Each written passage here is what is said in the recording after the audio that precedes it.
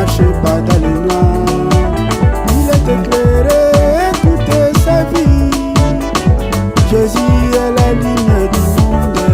Chantons. Jésus est la lumière du monde. Celui qui le suit ne marche pas dans le noir. Il est éclairé toute sa vie. Jésus est la lumière du monde. Chantons. Jésus est la lumière du monde. Celui qui le suit ne marche pas dans le noir.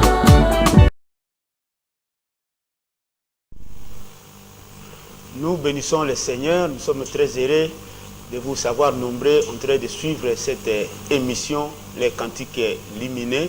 Nous sommes aujourd'hui samedi 30 décembre, c'est le dernier jour, c'est le dernier numéro de notre émission. Bien-aimés dans le Seigneur, nous bénissons le Seigneur qui nous a protégés, qui nous a gardés et qui a permis que nous soyons ici pour animer, pour présenter cette belle émission, les Cantiques Lumineux. Topesi bino nyonso mbote bipai na bipai oyo boza kolanda biso. Nous savons que vous êtes très nombreux en train de nous suivre.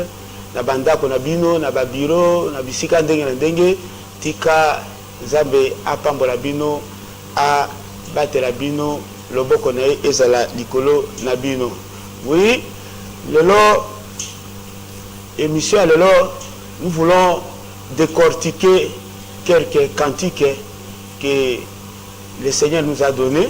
Parce que tu as dit que émission les cantiques lumineux, et zali émission, il y a groupe lumineux. Le groupe lumineux, c'est notre orchestre. Et si tu as plutôt la kanzambe, tokumisa kanzambe, na banzembo oyoye apesa biso. Alors, nous voulons décortiquer un petit peu l'idée à l'élo et qu'on va vraiment décortiquer quelques cantiques qu'on va nous proposer. Yangwana tolingaki ete tolobaki boyembo ezali nde l'idée. À part l'idée, ezali pe cantique ou chant d'allégresse, chant d'adoration, chant de louange au Nzambe, au toyembelaka Nzambe pour la honneur, pour la louange ya Nzambe na biso.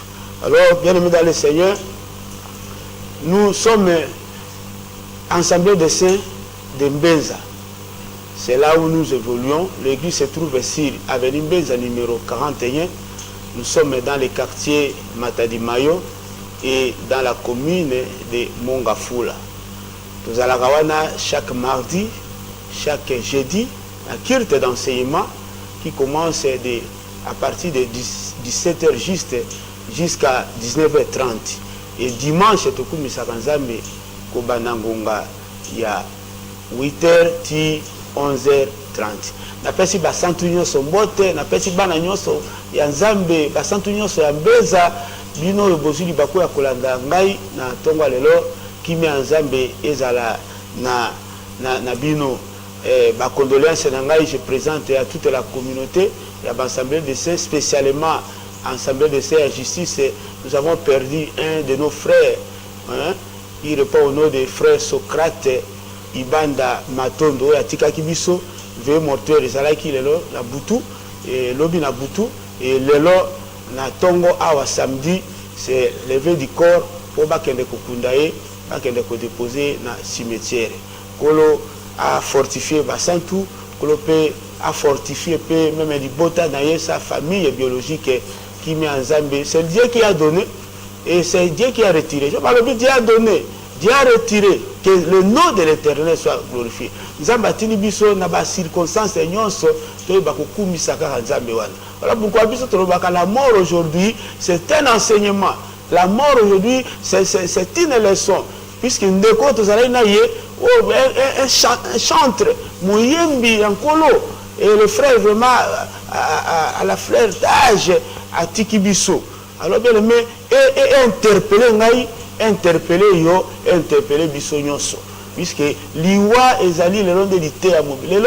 Même na poto batu ba okufa, mindele ba okufa, basala nza ba okufa, bayembi ba okufa, babola ba okufa, batambongo ba okufa, muto musuku ta bota bina noté, acha kufa déjà na libu. Donc eza nzela oyo Nzambe asi abongisa. Et sengeli tout simplement moto nyonso oyo bako se préparer. On se préparer parce que nous avons des événements qui nous attendent devant. Nous avons la mort physique. On peut intervenir à n'importe quand et à n'importe où. Alors, à part l'Iwa, tous les rappels, retour à notre Seigneur Jésus-Christ. L'enlèvement de l'Église. Oh, nous ne savons ni le jour, ni l'heure. Oh, enlèvement et Kokoya. Alors, un enfant de Dieu doit toujours se préparer. Même nous, les prédicateurs, nous devons toujours nous préparer. Parce qu'on ne sait pas. Il faut être toujours prêt. Et si quand nous sommes, même à ton salle, même si tu es chez toi à la maison, partout, tu dois toujours être prêt pour parer à ces éventualités. On ne sait pas, ni le jour, ni l'heure. Et ça la liwa, nous sommes mon coloté.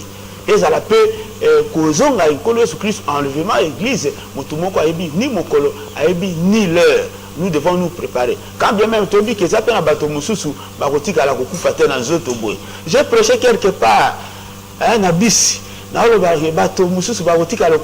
les gens ont commencé à se moquer de moi. Ce n'est pas moi, c'est la Bible qui le dit.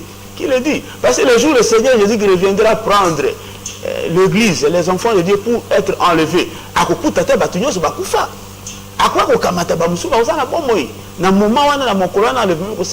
Il y en a qui seront en vie. Et qu'elle a toujours envie. Donc la mort physique ne doit pas toucher n'importe qui. Mais nous savons que tout le monde est mortel, mais la mort physique est touchée mon sauté. Ils ont qu'elle n'a jamais goûté la douleur là de la mort physique. À Pambolabis. Alors, émission nous voulons décortiquer un petit peu. Moi, Kantik Nabiso, ingénieur Bilo Sikazali, na régie. À balancer la lumière du monde de Kantik Wana, comme ça nous allons revenir pour parler un petit peu de ces cantiques et la lumière du monde. Voilà, c'est parti, la régie.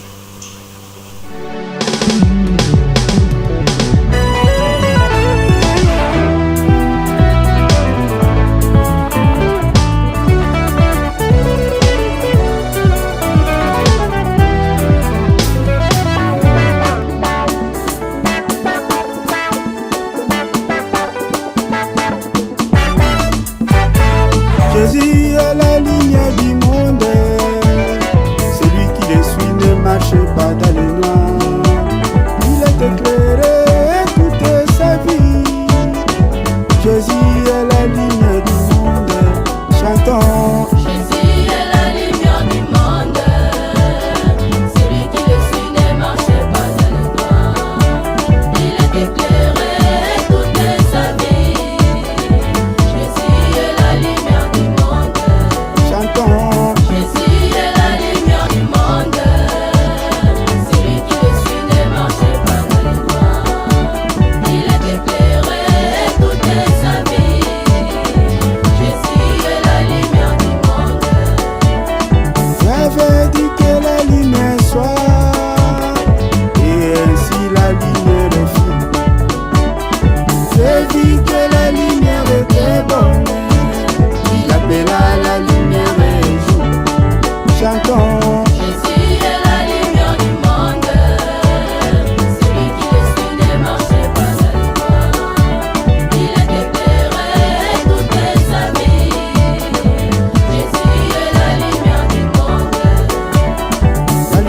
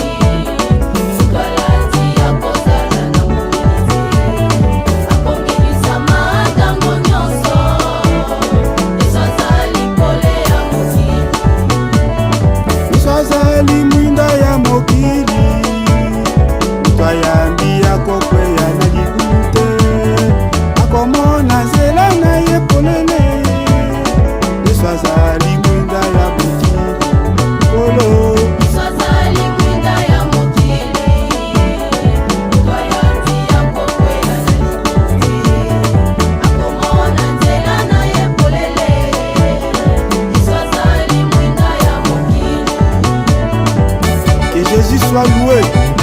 Lui, la lumière du monde, la lumière véritable, qui est venue pour éclairer les hommes. Alléluia. Éclairage, éclairage, éclairage.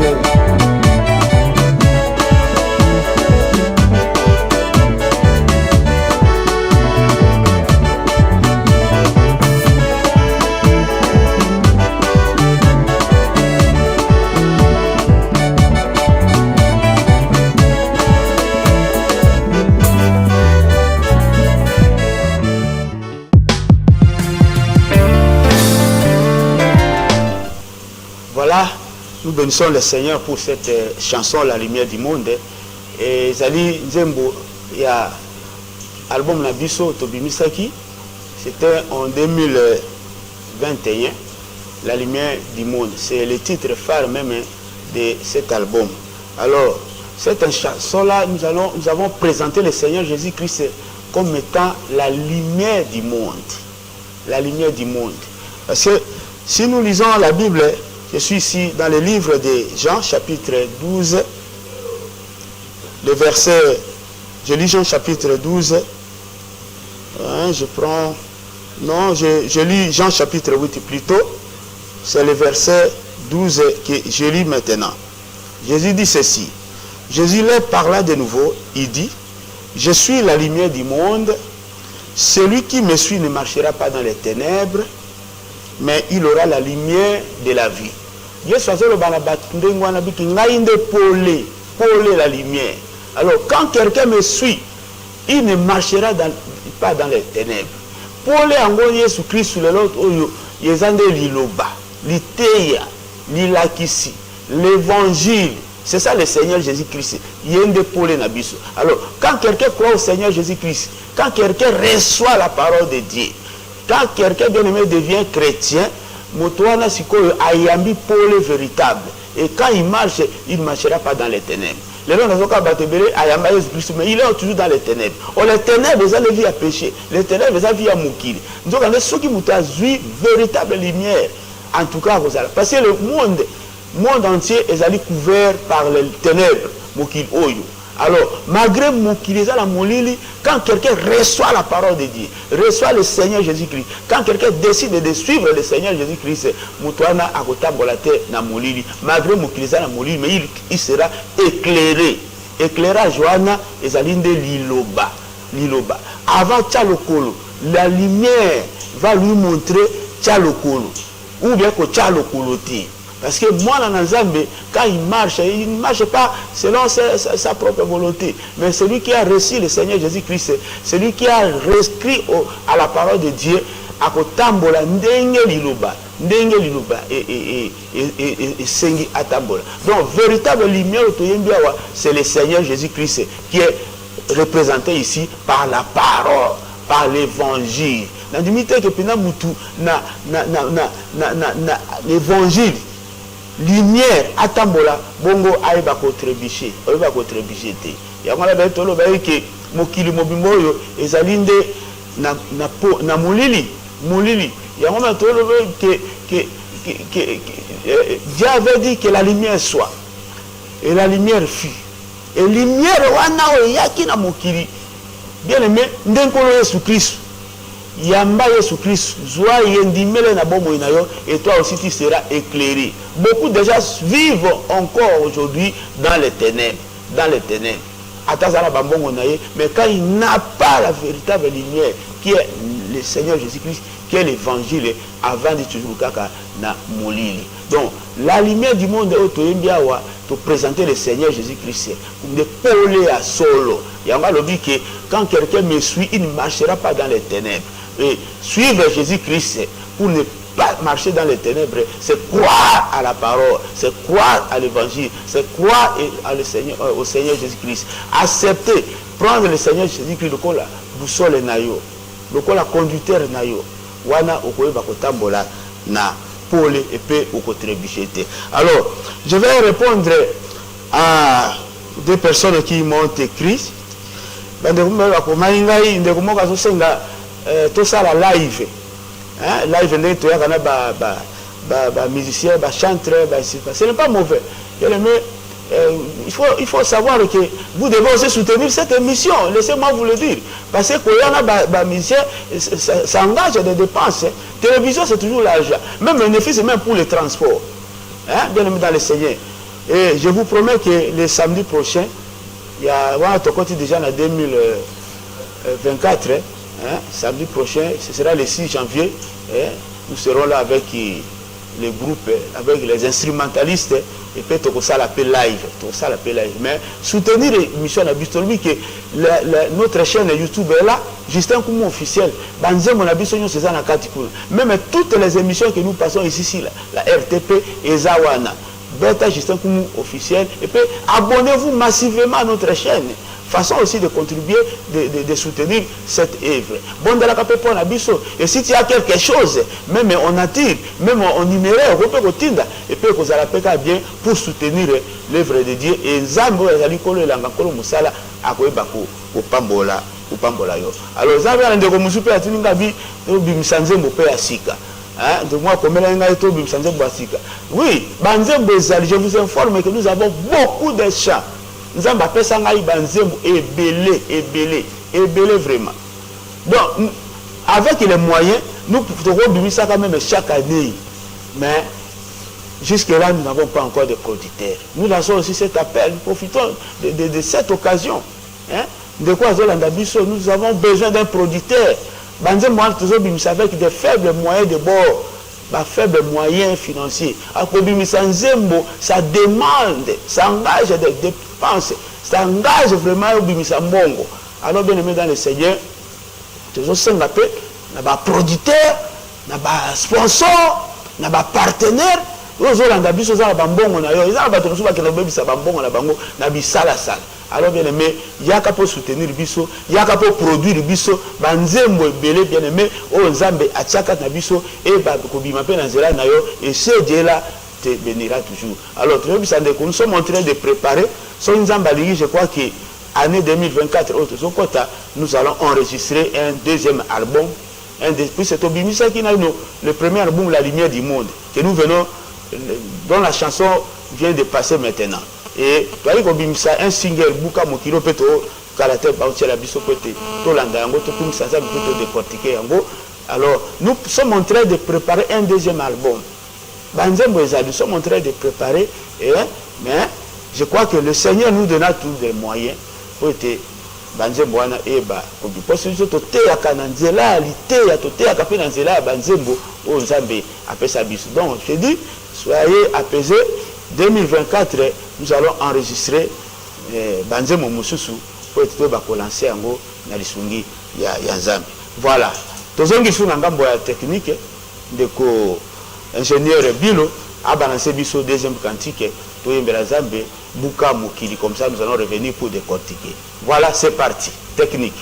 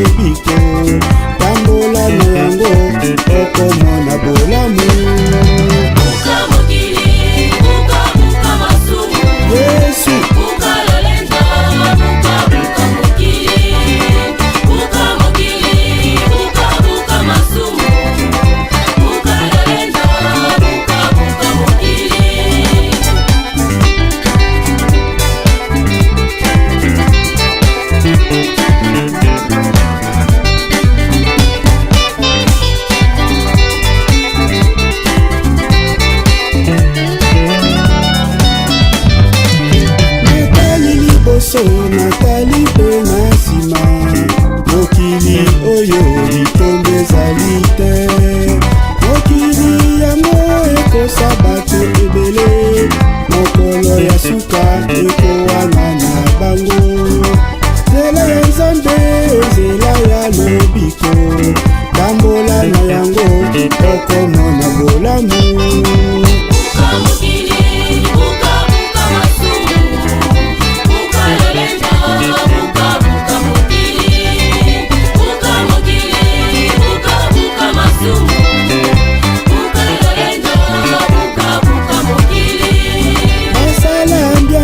Basuka na malika, basimba nkisi bakomande na boma, bamema mokili na mapeka na bango. Mokili kilo ekwesa bango na se. Yesu ayeye kosikola biso, tokomi pepele tokomi bansomi. Buka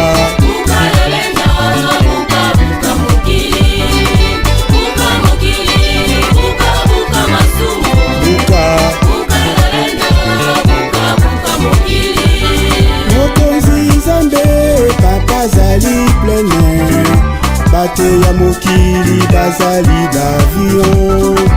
Ata avion emati likolo, suka ekokita kaka na plene. Ata moto apungwi na mbongo na ye, akopeya sepai na Nzambe.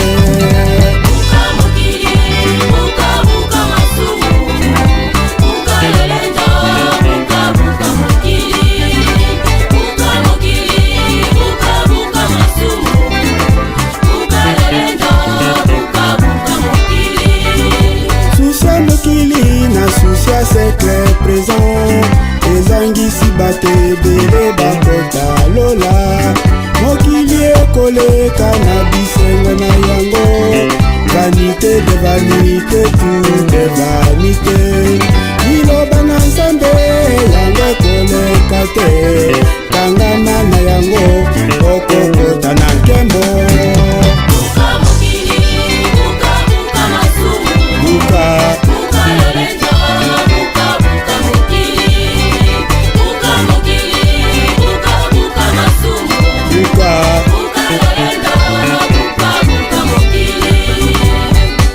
N'aimez point le monde, ni les choses qui sont dans le monde, et ne vous conformez pas au siècle présent, mais soyez transformés par le renouvellement de l'intelligence.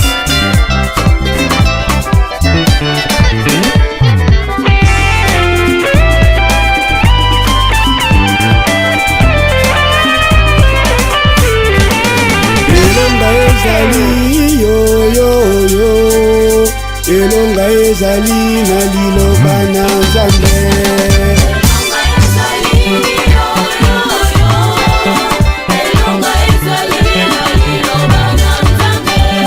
Bomoi ezali yoyoyo, bomoi ezali na liloba na Nzambe.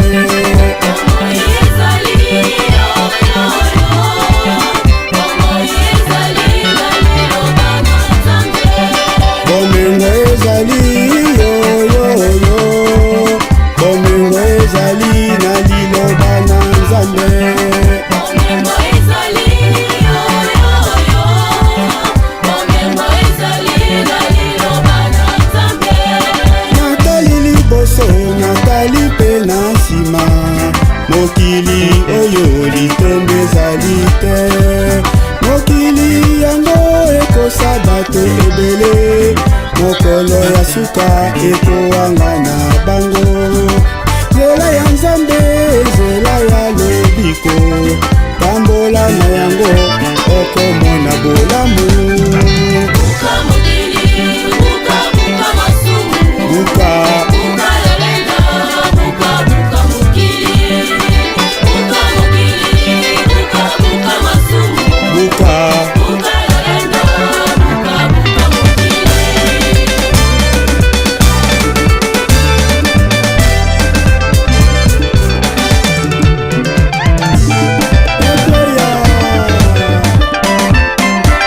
Mokili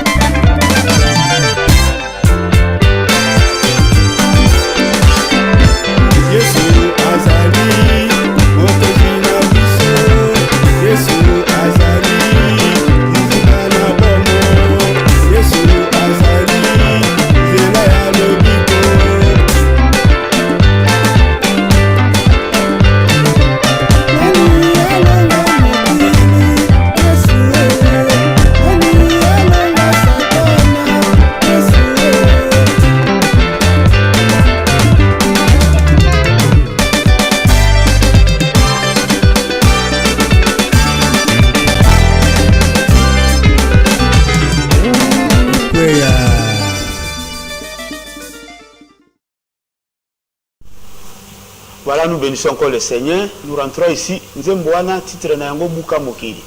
C'est un cantique interpellateur. Nzembo nzamba inspira kibiso. Donc, ils ont la lité na kati. Ça, le quoi la base, ben d'ailleurs, l'itoi. Keba la nzela wana.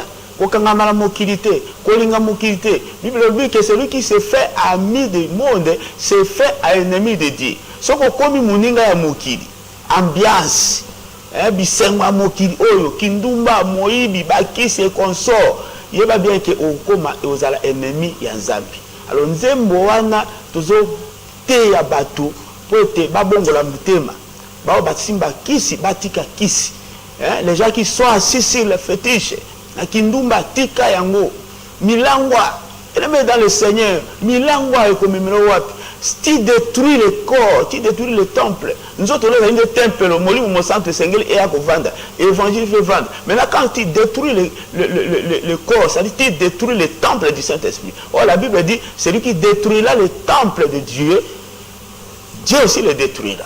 Alors, toujours interpellé, Nanzela, Nzembo, Tika Mokili. Mokili. Nzamba zalaka nde vraiment de aéroport. Ata okimiye, ata le suka koya kana aéroport. Aéroport. Yo avion to maté au kei na bambiance na ona bakisi na yo kenda na yo. Mais avion eko voler pendant 10 jours, pendant 20 jours. Il faut atterrir kaka. Tant que vous atterrir wana et vous ongi na boko ya Nzambe. Alors koki Nzambe était bien aimé. Bongola motema. Bongola moteng tika bis mieux bisengwa mokilo to beke soucia mokili na soucia siècle présent ezangisi bato ebele bakozanga lola ka souci ya mokilo alata malamu amarqué concurrence atonga lokola baninga tambola lokola mais zela tourna yo zela ngonga na yo c'est Dieu qui bénit. L'élévation ne vient ni de l'Orient ni de l'Occident mais l'élévation vient de Dieu. Nzambe ne apambolaka et c'est vrai pour ba notion ya temps. Notion ya temps. Quand quelqu'un ne comprend pas la notion de temps mais vient mais akota zambati yo zomana bato belé penda bibembe ya kotambola azana mwasi na bana azana mutu kaza ndako mais quand Dieu le regarde comme ça oh nega lobaki na ange ya sarde que tu te prends pour être vivant aurait été tu es mort. C'est-à-dire, quand tu n'as pas l'évangile, quand tu n'as pas la foi, tant au kangami na mokili, na bisangwa mokili, attends au paiement physiquement comme ça, mais Dieu quand il te regarde, il te considère comme étant un mort. Parce que l'autre peut s'accaber moi, c'est le Fils. Celui qui a le Fils, il a la vie. Or le Fils, c'est le Seigneur Jésus-Christ. Or le Fils, il a c'est la parole de Dieu. Tikanzambe apambola biso. Voilà tout ce kende ko to sengi susu na ndeko ingénieur Bilo a balancé biso troisième et dernier cantique pour Nalelo, comme ça tout décortiquer en go, bongo to kozonga, comme ça tout conclut, puis to peut saper le programme et puis to peut saper quelques salutations na bandeko, donc on l'appelle to commis na fin d'année. Voilà, nous rentrons à la technique troisième cantique pour aujourd'hui.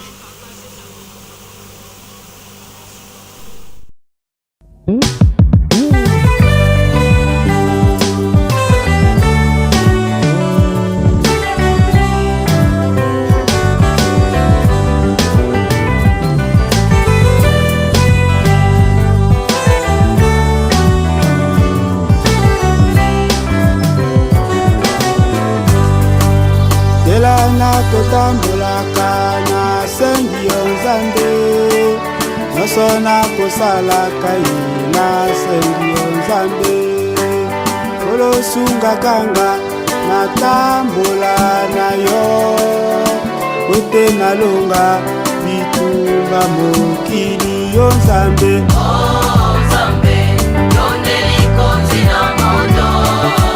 Oh Nzambe, yondeli patana kembo. Papa. Oh Nzambe, yondeli konzi na moto.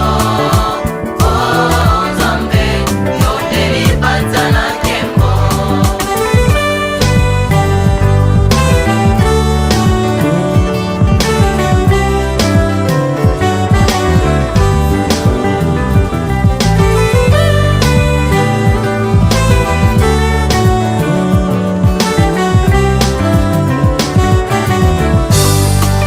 Delana kotambolaka na sengi Nzambe nyonso nakosalaka ye na sengi Nzambe kolosunga kanga natambola na yo ete nalonga bitumba mokili yo Nzambe. Oh Nzambe, yondeli konzi na moto.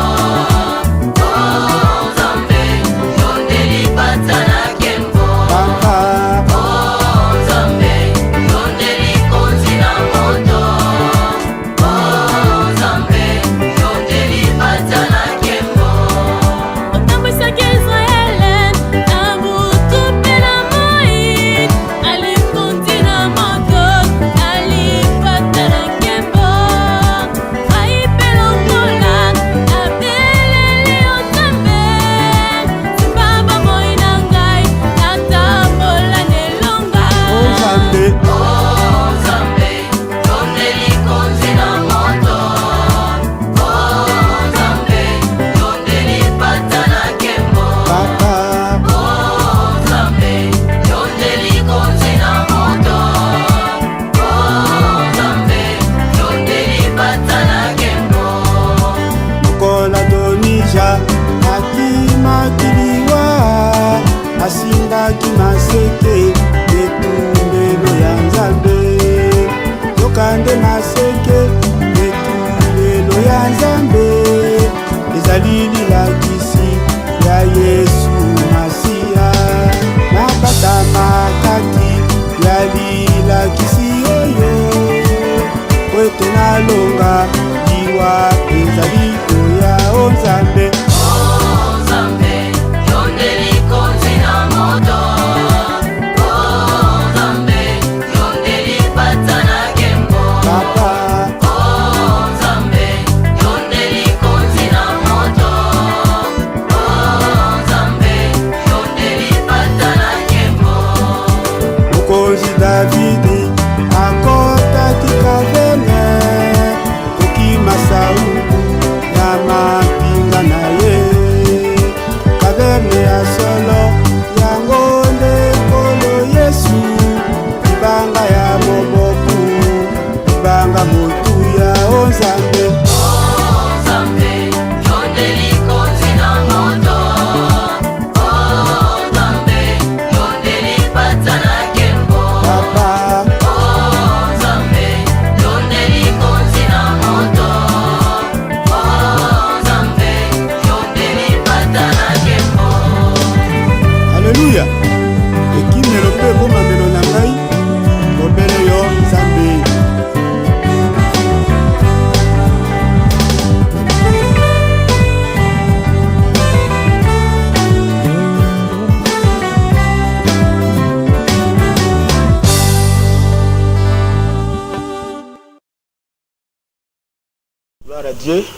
Gloire à Dieu, cette chanson de Lana Kotambolaka, Nakati album Nabiso, La lumière du monde. Alors ici nous avons présenté notre Dieu, Lokola Lipata, Nankembo, Lokola Likonzi Namoto. Parce que la Bible déclare, quand Dieu a fait sortir son peuple Israël d'Égypte, il les avait conduit la journée au moyen de la colonne de nuit et la nuit par la colonne de feu. Zambabanda okamba bango na colonne de nuit wana na moi et na butu na colonne de feu. Na lipata na likonzi ya moto. Alors nzokande véritable lipata o banda ko kamba Israël na moi véritable colonne de feu banda ko kamba Israël na butu, c'est le Saint-Esprit d'abord. C'est le Saint-Esprit.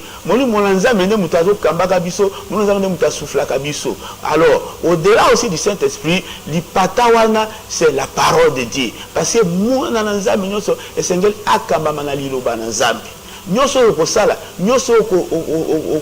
entreprendre, il faut toujours se référer à la parole de Dieu. Voilà pourquoi tu dis que notre Dieu, yende la colonne de feu, yende la colonne de nuit. Li konzi na moto li patawana o etambusaki Israël na désert.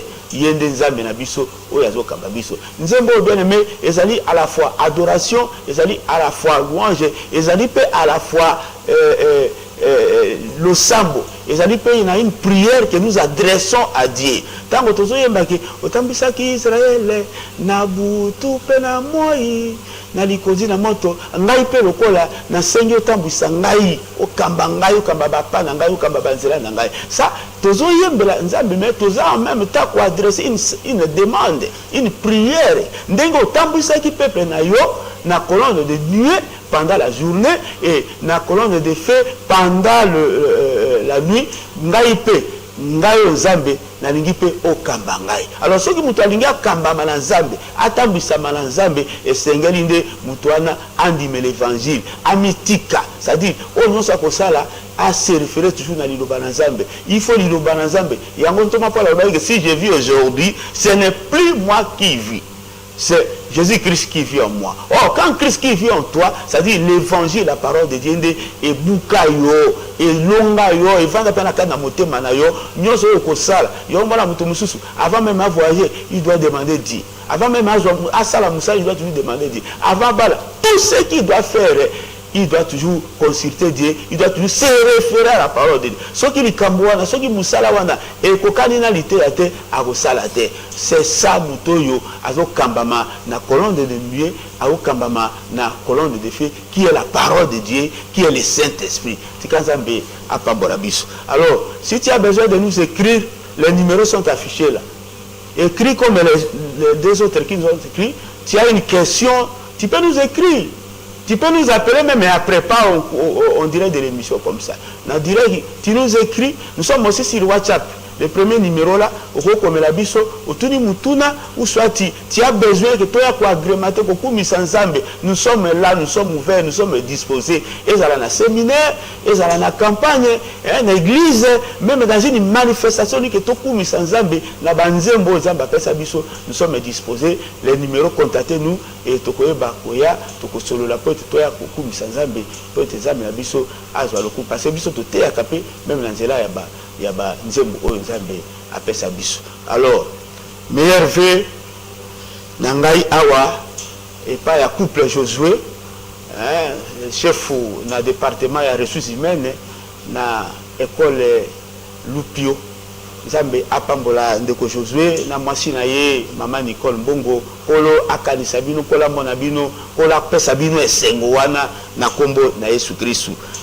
Mon meilleur vœu na ngai pa docteur Albert qui est mon père spirituel, mwasi na ye pe mama Ani Lambi docteur Albert Mukwakungu kolo apambola bino na pesi mbote na docteur Anselme Mukanda na assemblée à justice nzambe azala na yo pasteur Jaurès Nze qui est assemblée à Bethany et mbote pa na yo évangéliste Maurice na assemblée à Chwapa, pasteur Marc na Lemba na pesi bino mbote na pesi pe meilleur vœu na ngai et pas frère José Njo na assemblée à quartier ainsi que mosala nzambe ndeko Olivier kolo na biso a pambela bino kimia na nzambe eza na bino. Oui. Alors bien aimé dans le Seigneur, na pesi mbote lisusu epa ya mosala nzambe ndeko Kalebe nzambe na biso a pambola yo na mwasi na ye mama Niclette na pesi mbote epa ya frère Nicolas meilleur vœu frère Nicolas Bansou frère de la Kwankumu frère Isaac Paluku frère Daniel Mangubu na pesi papa pour na mwasi na mama Sandra mbote sika bazali frère Dieu merci na mwasi na ye mama Philo mbote sika bazali na pesi mbote epa ya sœur Rosette mama na Christela Rosette Makoko na frère na biso Enoke mbote na bino mbote na ngai ke pa mama Patience Kashoba la mama de Miradi kimia na nzambe ezala na bino meilleur vœu kuna mbote na ngai meilleur vœu pa frère Manassé Antigale nzambe na biso azala na bino nzambe na biso abatela bino mbote na ngai pa ya mwana ngai Frigine Kanga na pesi mbote pa ya mwana ngai Kriji Masamba Charlène Nsengo Rose Londe na pesi mbote pa mwana ngai Naomi Mabanza na pesi mbote na ndako na ngai na bandia mwana ngai Goline Mputu Crédit Nkumu mbote na Frigi Nkanga mbote na ngai pa ya Lampete Nkumu mbote na ngai epa ya mama mwasi na ngai madame mama Karine Mputu kimia na nzambe ezala na bino mbote na ngai pa bandeko nyonso oyo bolandi biso kimia na nzambe ezali ko na biso. Alors tolobi boye lobi dimanche nous allons pas prier le matin parce que nous allons organiser, nous avons une veillée où toko célébrer nzambe veillée à traverser lobi na tongo na assemblée de saint mbenza kite zalité tokutana kana pourquoi à partir à 22h on démarre jusque là tous nous communiquer mon côté interdisant les veillées tolanda bilanda landate biso ba nzambe tolanda ka information na voie officielle jusque là il n'y a pas un communiqué officiel interdisant les veillées kozala lobi dimanche na tongo to sambela te tokutana na pourquoi toyembela nzambe to louer nzambe pe toyeba ko célébrer ndenge nzambe Alexis biso na mbula mususu kimia na nzambe ezala na bino na pesi pe ba meilleur vœu na ngai awa na ba ingénieur nyonso maison oyo ya biso ya mbaka biso ya RTP kimia na nzambe ezala na bino kolo apambola biso bino nyonso bye bye. Je crois que samedi prochain tokoya wana bayembi na ba instrumentaliste pe to sala live tika kimia na nzambe ezala na bino bye bye. Voilà. Jésus est la lumière du monde.